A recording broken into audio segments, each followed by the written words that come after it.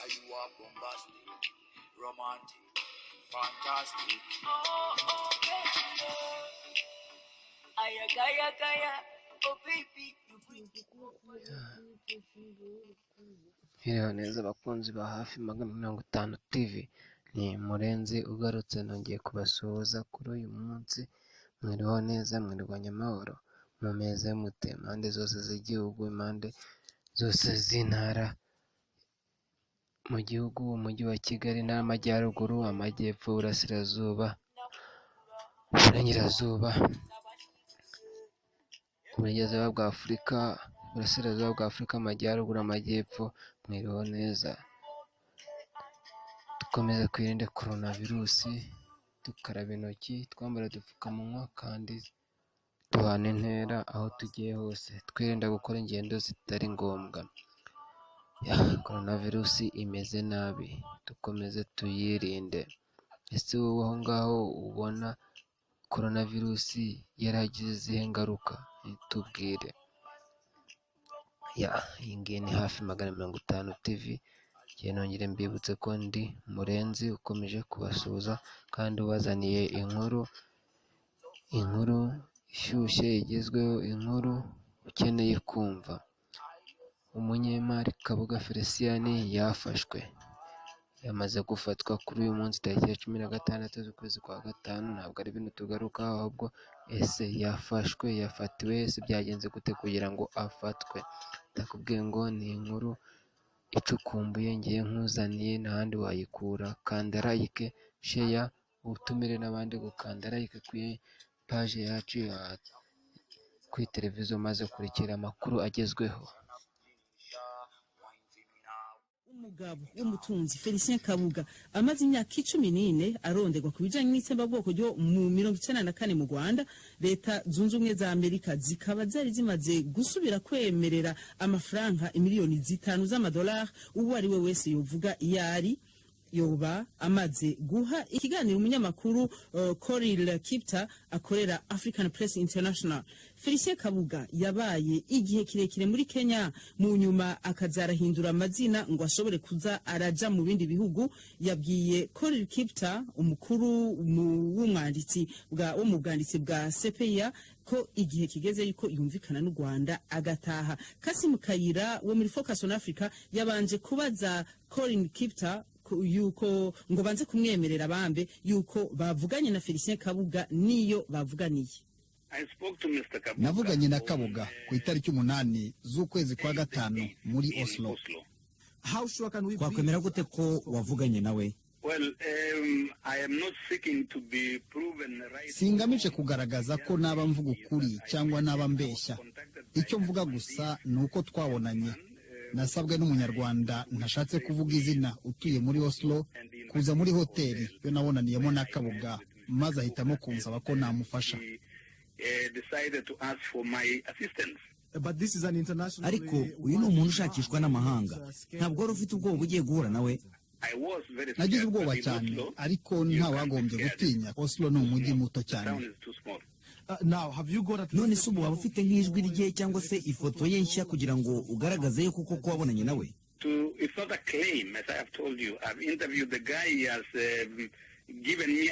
Erega si ibyo mpfa kuvuga gusa, kuko nabikubwiye navuganye nawe kandi yampaye dosiye ngomba kugeza wakuriye ubutabera binyujije muri ambasade yabo i Brussels cyangwa i London. Nkaba naravuganye n'izo ambasade zisaba ko zampa email address y'ukuriye ubutabera. Kandi Kabuga arashaka ko namuhuza n'umuntu nziranye nawe muri Sudan witwa Dr. Matthews n'uwitwa Matsanga, ubwo akareba uburyo bahura bakavugana.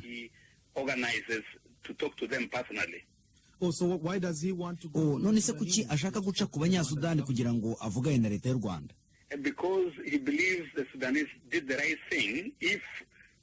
Kuko yemera ko abanyesudani bakoze ibintu byiza. Niba Museveni yarategaga amatwi abantu nka Bamatsanga igihe yafashaga Konyi, Kabuga yemera ko ubwo buryo bwakoreshwa mu kuvugana na Perezida Paul Kagame. Yaba se yarakubwiye iki? Watubwira muri make icyo yavuze ku gutahuka mu Rwanda nk'umuntu ushakishwa?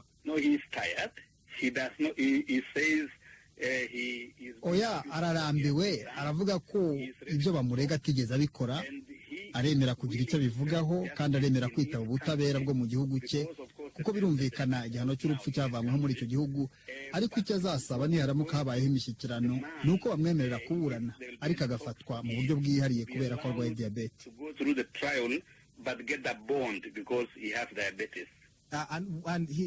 Arashaka rero kuburanishwa n'ubucamanza bw'u Rwanda, ntabwo ari urukiko mpuzamahanga rwa Arusha. He does not want anything to do with Arusha. He wants to be tried in the home way, the way they are. Ntashaka na gato kujya kuburanira Arusha, arashaka kuburanira iwabo aho abandi banyarwanda barimo kuburanishirizwa. Icyo azasaba mu masezerano ayo ari yo yose kugira ngo yishyire mu maboko y'ubutabera ni uko yakwemererwa gufatwa mu buryo bwihariye kubera indwara afite ya diyabete kugira ngo atarembera mu munyururu ategereje icibwa ry'urubanza.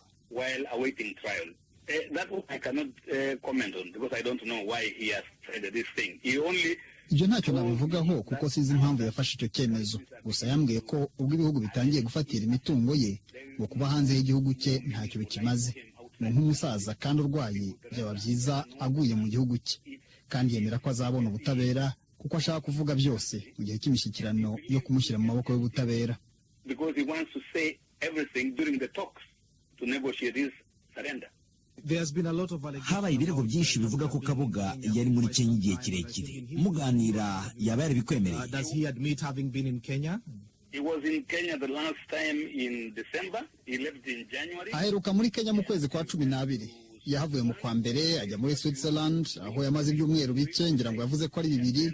Hanyuma anyuze mu Bubiligi ajya muri Sweden aho yakekaga kubonana na wa musaza Dr. Matthews, umunyesudani wari utuye muri Sweden, akaba yarigeze no kuba umuyobozi w'intara muri Sudani.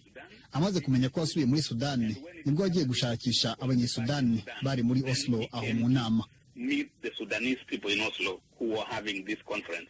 Now, did he mention these Kenyan security? Yaba se yaragize icyo avuga ku bashinzwe umutekano bo muri Kenya bamurindaga nyuma yaho abahereye amafaranga menshi? That is in the document. Ibyo biri muri ya dossier. So what does he say? None se bivuga wiki? I cannot reveal that it's in the document. Sinshobora kugira icyo mbivugaho, biri mu dossier. Kandi nicyo cyatumye nsaba BBC kare kose ko mwambaza maze gutanga iyi dossier kuko icyo gihe nta kibazo nagira cyo kuyiha BBC. Okay, no. Yego nta kibazo. Ese yaba yarakubwiye ko avugana n'umuryango we? He's in touch with his family and he knows what's going on. And Avugana n'umuryango we kandi akurikiranira hafi imibereho yawo, ndetse na leta iremera kumva umuryango we. That is the Iyo Rwanda ni leta y'u government. Rwanda. yes. How does he look like? Mbese asate asa n'umuntu unaniwe, urwaye se, wamuha iyihe shusho muri iki gihe? I had never met the man before, so I cannot. Sinari narigeze mbonana nawe mbere ngo mbe nagereranya n'uko ameze ubu, ariko urebye ubona afite intege nke, ari umurwayi, aruha vuba kuko nk'iyo avuze iminota 15 ubona yananiwe. About 15 minutes you can see he gets tired.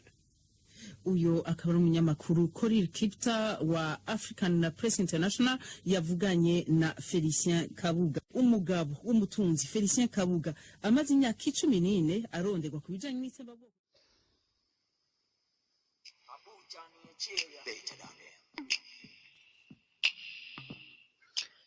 Mwabyumviye rero ukuntu bimeze. Umunyemari Kabuga amaze gufatwa, mwumvise uburyo byagenze kugira ngo afatwe.